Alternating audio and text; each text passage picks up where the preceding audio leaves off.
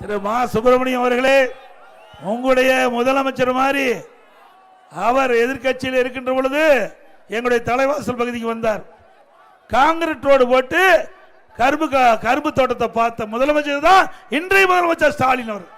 எங்கேயாவது தோட்டத்தில் concrete road போட்டு போய் கரும்பு தோட்டம் பார்த்த வரலாறு உண்டா? பிறகு தூத்துக்குடிக்கு போனார். தூத்துக்குடிக்கு போய் பதநீர் சாப்பிட்டார். பதநீர் சாப்பிட்டு இருக்கும்போது இதுல சக்கரை போட்டு கொடுத்தாங்களான்னு கேட்டார். இப்படி விவசாயமே தெரியாத ஒரு முதலமைச்சரை வச்சுக்கிட்டு எங்களை கிண்டல் அடிக்கிறீங்க. நாங்கெல்லாம் பாரம்பரிய விவசாயி குடும்பத்தில் பிறந்தவன். இன்றைக்கும் நான் விவசாயம் செய்து கொண்டிருக்கின்றேன். சகோதரி அவர்களும் விவசாயம் செய்கிறாங்க நினைக்கிறேன். அருமை சகோதரர் நம்ம வேலுமணியும் விவசாயத்தில் ஈடுபட்டிருக்கார். பெரும்பாலும் கிராமத்தை சேர்ந்தவர்கள் வேளாண் பணியில் ஈடுபட்டுகின்றவர்கள்.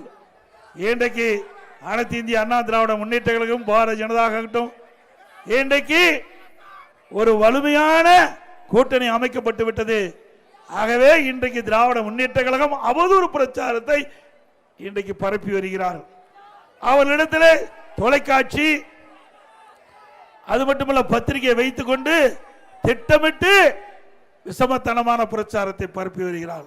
லைக், ஷேர் அண்ட் சப்ஸ்கிரைப் பண்ணுங்க.